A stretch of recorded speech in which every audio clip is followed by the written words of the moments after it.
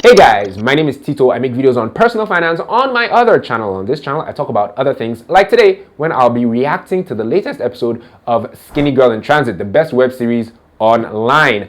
This was episode 6 of season 7, and it picks up with Mummy Tiwa sending Shalewa on an errand, to essentially go and give Dr. Elijah a gift to say thank you for being on her YouTube channel. And as a result, Shalewa, we see her and Dr. Elijah have the first real conversation since Dr. Elijah was introduced on the show. You guys know that I'm not really on board with that relationship, but hey, let's see where it goes. It felt a bit awkward, especially seeing as towards the end, Shalewa turns Dr. Elijah down. I think he asks her out on a date or something and she says no. And I'm not too keen on that storyline, but hey, we'll see where they take it. Mummy Tiwa herself and Wosilat. We saw a few scenes with them in this episode, and it's like they're playing cat and mouse in the house. Wosilat is trying to avoid Mummy Tiwa, obviously because of the party she threw in the house a couple of episodes back. She's still in trouble and she's still avoiding Mummy Tiwa. My issue is, why isn't Wosi in school? Because apparently she's missing school and she's missing classes, and why isn't Mummy Tiwa, her guardian, concerned about her not being in school? So I'm really worried about the direction of Wosi's life at this point. Anyway, moving on to Auntie Dupe and her love interest, Charles, played by Tony Umez. She introduces her son, AY, played by Heavens Obule, who I met, by the way, at the Anikulapo Rise of Spectre premiere last weekend. Awesome guy, So what's up? Apparently, I think he watches these videos. He knew me. Anyway, Auntie Dupe introduces AY, her son, to her love interest, and the whole storyline or subplot of Auntie Dupe and Mr. Charles, right? His name is Charles. I don't know why I call him Mr. Charles. I've been keen on that subplot or that storyline since the beginning of the season, right? Because it's an interesting dynamic when people find love later on in life, and also when they already have children, because Charles has a daughter and Auntie Dupe has AY. So them starting a relationship, there are just, layers to it, and I think it'll be interesting to see how that all pans out. Loving how, okay, so this is from Becky Ahabwe. She says, loving how Skinny Girl in Transit is navigating many social issues in this season, finding love at an age that is considered old, therapy, which Shalewa is going through, women not wanting biological children, that's Didi's thing, and having children without a man's involvement, that's Derin's thing. All the while still maintaining the fairy tale life Mide and Tiwa are living. I'm here for the learning, entertainment, and beautiful woke characters. Well done, SGIT team.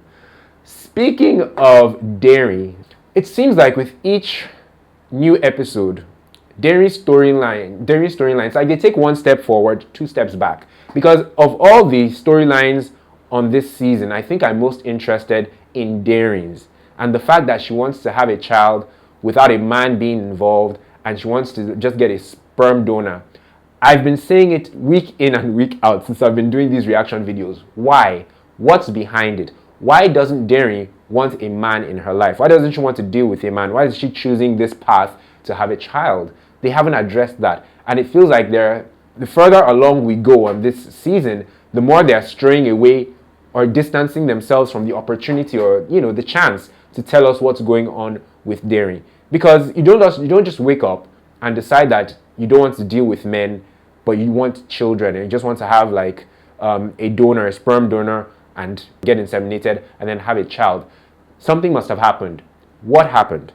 And I think Derin is kind of contradicting herself, because she's clearly falling for Suara, played by Kunle Remi, and she's not even like really resisting it. So what is it, Derin? Do you want a man, but you're resistant to love or finding love again? Or do you actually want a child?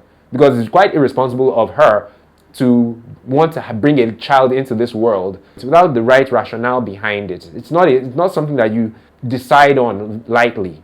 I'm loving this Derin and Kunle conversation. Admiralty Way prostitute and Allen Avenue gigolo. Energy meets energy. Someone else said, finally, someone to shut Derin up with her rude behind. Derin is quite rude. And I guess she actually has met her match in form of Suara, played by Kunle Remi. Question of the day. So remember on the episode where Derin propositions Suara and says, name your price. I want you to be a sperm donor. How much will it take? 10 million, 20 million? He takes offense and then he throws it back at her and says, how would you like it? He doesn't even say, how would you like it? He says, for a night, can I sleep with you for 10 million, 20 million? Name your price. And she equally got offended and he kind of like mirrored it and said, what you said to me is kind of like what I just said to you. I disagree personally. I don't think asking someone to be a sperm donor and offering them money is the same or is as insulting, because it is a bit insulting. I don't think it's as insulting as telling a woman or telling someone that you want to sleep with them and you want to pay to sleep with them. So what do you guys think? Is asking somebody to be a sperm donor and offering to pay for their sperm, is that the same thing as asking someone to sleep with you and offering to pay for them to sleep with you? Is it the same thing? Is it the same level of rudeness? Let me know in the comment section down below. That one kind of caught me off guard. Moving on to Editi and Mide. Mide said something very impactful. He said that, us men, we need to unlearn a lot of the things we know about marriage, relationships, and partnerships. And, basically talking about how Editi feels about Didi not wanting to bear children. Now, Editi and Didi, let me just touch on that real quick, because it felt like Mide was telling Editi that, look, you shouldn't be upset that Didi didn't tell you that she doesn't want kids or that she doesn't even want kids at all, right? I beg to differ. I feel like Editi has a right to be upset, especially seeing as Didi didn't tell him this information or tell him this thing about herself not wanting kids much earlier in the relationship. It seems unfair to Editi for him for us to assume that he'd just be on board with it, even though he already has kids. It doesn't seem fair. And for them to make it sound like he has no right, not that he has no right, but he shouldn't be getting upset by her choice, it feels a bit unfair. It kind of feels like he's been misled, right? So, and I feel like he's entitled to feel how he feels. He's not even as emotional or as upset about it as I would imagine, someone in that kind of scenario would be. Moving on, Mide and Grace from the office. He sees Grace as he's going into a building. He sees Grace coming out of a building.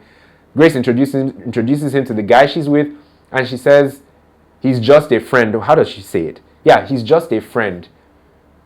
I'm like, madam, who cares? Nobody asked you. Why are you emphasizing that? It seems like Grace's thing is just to blurt out irrelevant or inappropriate things. There was a comment or two about what Grace said. The Tayo Babs says, may this lady's advances on Mide be put to shame, because what was the need to emphasize that the guy was a friend? Someone else said, why do I feel like the reason Mide wants to relocate is to run far away from Grace? Speaking of the whole relocation thing, this Mide wanting to move his family abroad, I mean, it's understandable. People do it, but it feels like it's irrelevant because we know it's not going to happen. So why are they throwing it into this season, especially seeing as they're addressing so many other topical issues on this season of Skinny Girl in Transit? Why throw another one into the mix? Anyway, guys, as I was saying, thanks for watching this reaction video. If you liked it, please like this video by clicking on the like button and subscribe to the channel as well by clicking on the black subscribe button. It's a busy weekend this weekend. Anikulapo came out today, comes out this weekend. Also, Ebuka Takes Africa, that new series or reality show that is coming out on Prime, that's out this weekend as well. There's basically a lot going on, and there are lots of things that I have to review. I'm looking forward to it, and I just want you guys to stay tuned and check some of my other reviews. Check some of my other, some of my other reviews, the ones that have passed and the ones that will be coming up really soon. Yeah, I'm rambling now. Thanks for the final time, guys. I'll catch you in the next reaction video, which should be episode 7 of season 7 of Skinny Girl in Transit. Thanks for the final time, guys. I'll catch you in the next one. Peace.